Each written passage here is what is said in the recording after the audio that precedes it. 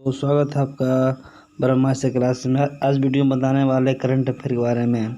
तो हम लोग अपने क्वेश्चन की ओर शुरुआत करते हैं। देखिए दोस्तों, आज का पहला क्वेश्चन है कि मुख्यमंत्री शिशु सेवा योजना किस राज्य में लागू किया है। देखिए, शिशु सेवा योजना का बात किया जाए दोस्तों, शिशु मतलब होता है बच्चा, सेवा मतलब बच्चों की सहायता के लिए। ठीक है, आज हमारा ये लागू किया है असम के राज्य ने। ठीक है, असम का बात है तो आखिर असम हमारा जो बहुत इंपॉर्टेंट राज्य है, ये हमारा आपको पता है 7 सिस्टर में एक राज्य हमारा ये भी आता है। ठीक है, जिसमें यहाँ के मुख्यमंत्री हेमंत बिस्वा शर्मा है। यहाँ पर लोक विधानसभा 126 सीट का इस बार चुनाव हुआ था, इसमें बीजेपी का सरकार बना। लोकसभा सीट का बात किया जाए 14 है, राज्यसभा का बात किया जाए तो 7 है। यहाँ के अगर पूछा जाए राज्यपाल के बारे में तो राज्यपाल यहाँ के जगदीश मुखी हैं, याद रखिएगा। ठीक है, तो देखिए यहाँ पर जो है मुख्यमंत्री शिशु सेवा योजना में क्या है दोस्तों, आपको पता ही अभी फिलहाल भारत में कोविड-19 को लेकर पूरा आपको पूरे केंद्र सरकार और राज्य सरकार बहुत योगदान कर रही है, जिसमें बताया गया कि अगर कोविड-19 का अगर किसी का जो है से माता पिता का डेथ हो जाता है तो बच्चे को एक तरह से जो 3500 रुपया छात्रवृत्ति, यानी बच्चे को आपको जो है क्या दिया जाएगा, 3500 रुपये छात्रवृत्ति समझिए या पेंशन के रूप में दिया जाएगा। और जो लड़की है उसको शादी करने के समय 50,000 रुपया भी दिया जाएगा। जिस तरह आपसे पता होगा भारत में आपका जिस तरह महतारी दुलार योजना छत्तीसगढ़ लाया है, वात्सल्य योजना उत्तराखंड लाया है, अंकुर योजना मध्य प्रदेश लाया है, बाल सेवा योजना आपका जो है यूपी लाया है, स्मार्ट किचन केरल लाया है। तो ये सब योजना जो हमारी पर काम कर रही है, सरकार भी कर रही है, राज्य सरकार, इसमें केंद्र सरकार का योगदान भी होता है। तो हमने बताया, देखिए काजीरंगा अभयारण्य कहाँ है तो असम में है। असम आपको एक सींग वाला गैंडा बहुत इंपॉर्टेंट है, काजीरंगा अभयारण्य। मानस नेशनल पार्क कहाँ है तो असम में है, याद रखिएगा, मानस से असम है आपका। अभी देखिए एक हमारा आंध्र प्रदेश, असम जो है अभिभावकों मंत्री की नियुक्ति भी लाया। ठीक है, यहाँ का बहुत इंपॉर्टेंट है, ये हमारा हाल में बहुत इंपॉर्टेंट क्वेश्चन रहा है। देखिए वहाँ का कहना है कि वहाँ असम में मात्र 34 जिला है। ठीक है, अब 34 जिला में हर एक जिला में एक मंत्री को गार्जियन के रूप में बनाया गया है, ताकि वो कोविड का जैसे मास्क का हो गया आपका जो है पूरी तरह व्यवस्था को देख सके। तो ये अभिभावक मंत्रियों की नियुक्ति की योजना किस राज्य में लागू किया गया है तो ये हमारे असम में। क्वेश्चन भी आ सकता है कि अभिभावक मंत्रियों की नियुक्ति किस राज्य में किया गया तो असम में किया गया। ठीक है, तो हेमंत का वर्तमान राज्यपाल कौन है, जगदीश मुखी है। इसका पुराना नाम क्या है, कामरूप। याद रखिए कामरूप कामाख्या भी मंदिर यहीं पर है। यहाँ का जगह पड़ता है इंपॉर्टेंट, याद रखिएगा, डिगबोई यहीं है, डिब्रूगढ़ यहीं है, गुवाहाटी यहीं है, दिसपुर यहीं है। असम का हाईकोर्ट पूछेगा दोस्तों तो असम का हाईकोर्ट तो हमारा गुवाहाटी राज्य में है। ठीक, गुवाहाटी जगह पड़ता है। ठीक है, यहाँ का बहुत बड़ा शहर है। यहीं पर एक नदी पड़ता है लोहित नदी, जो कि हमारे इस पर एक पुल बनाया गया भूपेंद्र हजारिका पुल, जो कि भारत का सबसे यानी विश्व का सबसे लंबा पुल माना जाता है। इसे 9.15 किलोमीटर, लगभग 9.5 किलोमीटर के रूप में माना जाता है। ठीक है, और यहाँ का आपको पता होगा कि एक सींग वाला गैंडा कहाँ यहीं पर है। ठीक है, चलिए, तो यहाँ पर ऑप्शन में हरियाणा है। हरियाणा के वर्तमान मुख्यमंत्री मनोहर लाल खट्टर है। और हरियाणा आपको पता होगा, हरियाणा फिलहाल वर्तमान में हमारा एक योगदान लाया था, ये आपको पता होगा कि हरियाणा किसके द्वारा, तो संजीवनी परियोजना के द्वारा हरियाणा के द्वारा चलाया गया था। ठीक है आपको, और आपका जो है ये ऑक्सीजन ऑन व्हील्स चलाया था हरियाणा। छत्तीसगढ़ चला था, आपको हमने बताया छत्तीसगढ़ के बारे में बताया था अभी आप दोस्तों की महतारी दुलारी योजना।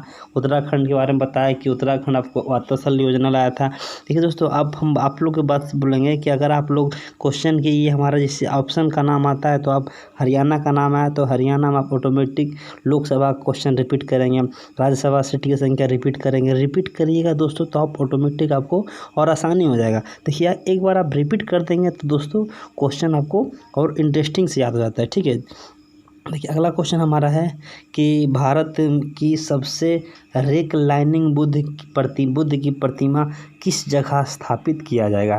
देखिए रेक्लाइनिंग का मतलब होगा दोस्तों, रेक्लाइन मतलब हमारा आपको पता होगा कि खड़ी प्रतिमा, लेटी हुई प्रतिमा, वर्टिकल आपका। ठीक है, क्षैतिज मूर्ति, इस तरह का मूर्ति बनाया जा रहा है। और ये मूर्ति दोस्तों बनाया जा रहा है बोध गया में। ठीक है, कहाँ बनाया जा रहा है, बोध गया में बनाया जा रहा है। ये प्रतिमा जिस तरह आपको स्टैचू ऑफ यूनिटी है सरदार वल्लभ भाई पटेल का, तो ये रेक्लाइनिंग जो बुद्ध की प्रतिमा किस जगह बनाया जा रहा है तो बोध गया में बनाया जा रहा है। देखिए आखिर बोध गया क्यों दोस्तों, आपको पता होगा गौतम बुद्ध के ज्ञान की प्राप्ति कहाँ हुआ था तो बोध गया में निरंजना नदी के तट पर 29 वर्ष की अवस्था में गृह त्याग किए थे और 6 वर्ष की कठिन तपस्या पीपल वृक्ष के नीचे किए थे। और उसी दिन से हमारा सिद्धार्थ, इनका बचपन का नाम सिद्धार्थ था, उसी दिन से आप ये गौतम बुद्ध कहलाने लगे। ठीक है, गौतम बुद्ध को ज्ञान की प्राप्ति बैसाखी पूर्णिमा के दिन हुआ था। जन्म का बात किया जाए तो कपिल वस्तु के लुम्बिनी में जन्म हुआ था। ज्ञान की प्राप्ति बुद्ध गया में हुआ था। ज्ञान अपना प्रथम उपदेश सारनाथ में किए थे, जबकि 483 ईसा पूर्व में इनका मृत्यु हुआ था कुशीनगर देवरिया में। चुन नामक ब्राह्मण के द्वारा इनको जहर खिलाने से क्या हो गया था, मृत्यु हो गया था। आपको पता है अशोक स्तंभ को पता, अशोक ने बनवा डाला था और सबसे बड़ा 84,000 स्तूपों का निर्माण सबसे अधिक अशोक ने कराया था। ठीक है, जो कि यहाँ पर बहुत संगीति 4 जगह होता है दोस्तों, याद रखिएगा। पहला आपको राजगीर, दूसरा आपको पता होगा आपका जो है वैशाली, तीसरा आपका जो है आपको पाटलिपुत्रा कराया था, चौथा आपको ये क्या कहते हैं कनिष्क ने कराया था। ठीक है, कश्मीर कुंडल ने। चलिए अगले क्वेश्चन की ओर हम बढ़ते हैं। यहाँ पर हाल ही में किस सरकार के द्वारा 8.5 लाख टेबलेट का बांटने का घोषणा किया है? ऑप्शन में दिया है आपका दिया हरियाणा दिया है दोस्तों। अगला ऑप्शन में है उत्तर प्रदेश, केरल, मध्य प्रदेश। तो यहाँ पर किस राज्य सरकार के द्वारा 8.5 लाख विद्यार्थियों को मतलब टेबलेट देने का घोषणा किया? आपको पता होगा यहाँ पर अभी कोरोना में आपको बहुत सारा जो है पढ़ाई बंद हो चुका है, तो इस कोरोना में जो है 8.5 लाख टेबलेट देने का घोषणा दोस्तों हरियाणा किया है। अभी हमने हरियाणा के बारे में बता रहा था दोस्तों, अभी हमने हरियाणा के बारे में बताया। हरियाणा के वर्तमान मुख्यमंत्री मनोहर लाल खट्टर हैं। अगर राज्यपाल का बात किया जाए तो सत्यदेव नारायण सिंह है। लोकसभा का 10 सीट है, विधानसभा का 5 सीट है। हरियाणा का पूछेगा विधानसभा का कितना सीट है तो 90 सीट है। संजीवनी परियोजना हमने भी तुरंत बताया दोस्तों कि संजीवनी परियोजना ही लागू किया गया था। ऑक्सीजन ऑन व्हील्स यहीं से लागू किया गया था। ये दोस्तों सुल्तानपुर अभ्यारण्य पक्षी के लिए बहुत ही इंपॉर्टेंट, याद रखिएगा। सुल्तानपुर अभ्यारण्य कहाँ है? पक्षी के लिए। और आपको पता होगा पानीपत कहाँ पड़ता है?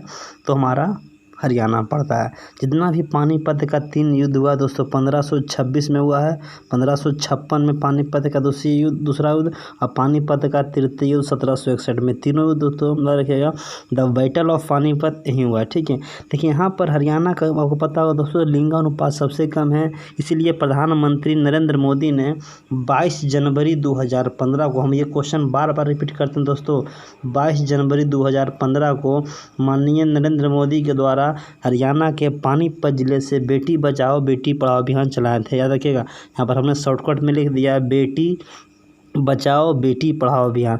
अभी उसका वर्तमान में दोस्तों इसका नाम बदलकर चेंज कर दिया गया है, विजय लक्ष्मी धन लक्ष्मी कर दिया गया। याद रखिए दोस्तों कि हमारा जो है बेटी बचाओ बेटी पढ़ाओ का नाम बदलकर क्या कर दिया गया दोस्तों, तो हमारा विजय लक्ष्मी धन लक्ष्मी कर दिया गया। जिस तरह आपको पता होगा स्वच्छ भारत मिशन का हमारा शुरुआत जो किया गया था 2 अक्टूबर 2014 से गांधी जी के जन्मदिन पर किया गया था। अब इसका वर्तमान में इसका नाम बदल दिया गया, इसका नाम बदलकर स्वच्छ भारत अभियान का नाम बदलकर कर दिया गया है सुंदर भारत अभियान। तो अभी बेटी बचाओ बेटी पढ़ाओ का नाम आया, तो बेटी बचाओ बेटी पढ़ाओ का अभी जो आपको ब्रांड एम्बेसडर है हमारी जो है पूरे भारत का पूछेगा तो माधुरी दीक्षित है, लेकिन अगर पूछेगा हरियाणा के बेटी बचाओ बेटी पढ़ाओ का ब्रांड एम्बेसडर कौन है तो ये साक्षी मलिक है। ठीक है दोस्तों, हरियाणा के बारे में हमने इतना फैक्ट जाना दोस्तों। चलिए अगले क्वेश्चन की ओर बढ़ते हैं। चलिए दोस्तों अगला क्वेश्चन हमारा है, अगला क्वेश्चन है कि हाल ही में किस राज्य में काला हिरण 6 साल में डबल हो गया है? याद रखिएगा दोस्तों, ये काला हिरण जो हमारा 6 साल में डबल हो गया है, ये उड़ीसा में। याद रखेंगे उड़ीसा जो काला मिर्ग के नाम भी से जाना जाता है, और ये हमारा उड़ीसा में हो गया। लोकसभा का पूछेगा 21 है, यहाँ का राज्यसभा तो 10 है, यहाँ के विधानसभा 47 है। नवीन पटनायक यहाँ के वर्तमान मुख्यमंत्री हैं, गणेशी लाल यहाँ के गवर्नर हैं, बारामती स्टेडियम यहीं पड़ता है। हमारा कल्पेश सत्येंद्र झावेरी चीफ जस्टिस हैं, यहाँ के मुख्य न्यायाधीश हमारा हाईकोर्ट का सिंपली राष्ट्रीय उद्यान यहीं है। आपको पता है राहुल के राष्ट्रीय प्लांट यहीं हैं, जो कि जर्मनी की सहायता से लगाया गया था, द्वितीय पंचवर्षीय योजना में लगाया गया था। हीराकुंड जो कि महानदी पर यहीं बनाया गया, आपको पता होगा। और उड़ीसा का सुख जो है महानदी को ही कहा जाता है।